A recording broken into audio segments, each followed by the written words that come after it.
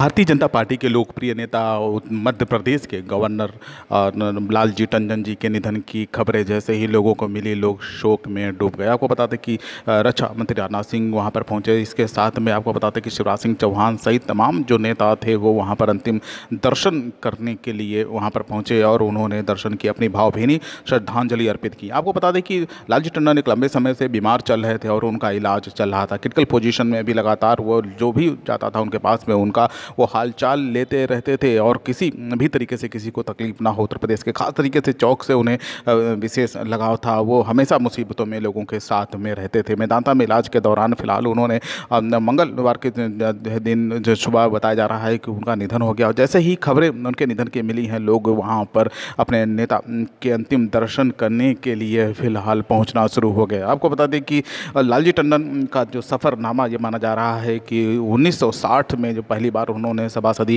का जब चुनाव लड़ा था तब उन्होंने एक भारी वोटों से अपनी जीत हासिल की थी। उसके बाद में वो लखनऊ में सांसद रहे और एक लोकप्रिय नेता के रूप में उन्होंने अपनी छवि और अपनी पहचान को अलग तरीके से बना के रखा। ये भी कहा जाता है कि भारत रत्न अटल बिहारी वाजपेयी जी के साथ में उनके मधुर संबंध थे। अटल जी जब भी लखनऊ आते थे तो ऐसा नहीं होता था कि वो चौक में जाएं और लालजी टंडन जी से मुलाकात ना करें। ये भी तय है कि शुरुआती दौर से ही उन्होंने भारतीय जनता पार्टी की जो नींव लखनऊ के अंदर जो बोई थी उसे से लगाव सभी को। और कोई भी व्यक्ति है, कोई भी व्यक्ति जब आता है निश्चित रूप से भारतीय जनता पार्टी की बात करता है तो उसकी शुरुआत की नींव की बात करता है तो लालजी टंडन का नाम प्रमुखता के साथ में आता है। मधुर स्वभाव के लिए उनकी अपनी अलग पहचान थी। आशुतोष टंडन जी उनके बेटे हैं, इसमें वो स्वास्थ्य महकमे में मंत्री हैं और अपनी महत्वपूर्ण जिम्मेदारी निभा रहे हैं। लेकिन जिस तरीके से वो अपने पिता के कर कमरों पर चलते हुए आगे सब कुछ करने में लगे हुए हैं, इनके साथ में जो उनका स्वभाव था फिलहाल वो कहीं ना कहीं उनकी मधुरता और मृदु भाषी उनके लिए हमेशा जाना जाता। साहित्यिक में काफ़ी ज़्यादा भी अप्रोच थी। उन्होंने कहा लखनऊ नाम से किताब भी लिखी जिसमें तमाम लखनऊ के ऐसे किस्से भी बयां किए गए थे जिसके बारे में शायद ही किसी ने सुना हो। वो माना जा रहा है कि लखनऊ पुराने लखनऊ की धड़कन थे और उनके दिल के अंदर लखनऊ बसता था। लेकिन तमाम इन सब के बीच में जिस तरीके से फिलहाल वो एक लंबा सफ़र, राजनीतिक सफ़र उन्होंने तय किया है और वो अपने सफ़र में चलते हुए इस मुकाम को हासिल किया, निश्चित रूप से एक बड़ी बात ज़रूर है। और उनके अपने साथियों में अपने जो वरिष्ठ नेता हैं उनके साथ में फिलहाल वो हमेशा सामंजस्य बैठालते रहते थे। मध्य प्रदेश के गवर्नर बनाए जाने के बाद में वो लगातार वहाँ पर रहे और राजनीतिक गर्मियों के साथ में लगातार वहाँ पर वो अपनी भागीदारी को निभाते भी रहते थे। लेकिन इन सब के साथ में लखनऊ से उनका विशेष लगाव रहता था और हमेशा ही रहा कि और उनकी इच्छा थी कि यहाँ पर रह के अपने लखनऊ को करीबी से जिस तरीके से देखना चाहते थे, बनते हुए देखना चाहते, संवरते हुए देखना चाहते थे। उनकी हमेशा यही कोशिश रहती थी कि लखनऊ का जो नाम तमाम चीज़ें हैं वो दुनिया में, पूरे दुनिया में हर व्यक्ति उनको अच्छे तरीके से उसको याद करे। आज जैसे ही लोगों को खबर मिली उनके निधन की, वैसे ही वहाँ पर शोक की लहर दौड़ गई। सभी जितने लखनऊ के लोग थे, खास तरीके से जितने भी लोग थे वो भी काफ़ी ज़्यादा भावभीनी अपने श्रद्धांजलि अर्पित की। सोशल साइट्स के माध्यम से, चाहे मायावती हो, चाहे अखिलेश यादव हो या फिर कोई भी नेता हो, प्रधानमंत्री नरेंद्र मोदी से लगा के सभी ने अपने भावभीनी श्रद्धांजलि अपने नेता को अर्पित करना शुरू कर दिया। जमावड़ा जो भीड़ का था वो धीरे धीरे बढ़ता रहा। सोशल डिस्टेंस का भी लोगों को ख्याल आ रहा था, इसलिए वो तमाम चीज़ें वहाँ पर व्यवस्थाएँ जो बना के रखी गई थी वो किसी तरीके से कोई किसी को दिक्कत ना हो, इसका भी विशेष ख्याल रखा गया था। आपको बता दें कि सबके बीच में शिवराज सिंह चौहान भी वहाँ पर पहुँचे।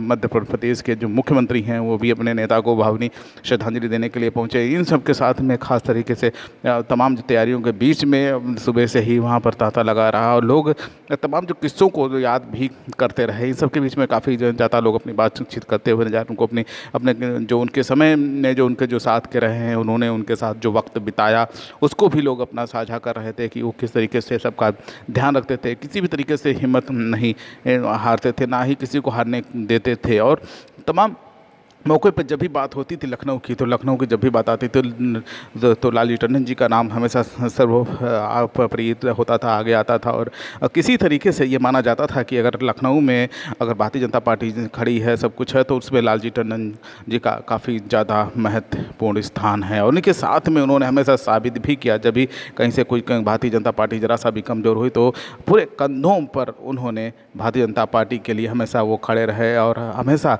उसके लिए काम भी किया। फिलहाल इन सब के साथ में बड़े नेता, वरिष्ठ नेता अपनी भावभीनी श्रद्धांजलि उन्हें अर्पित कर रहे हैं। इनके साथ उनका बहुत ही एक जीवंत संपर्क था।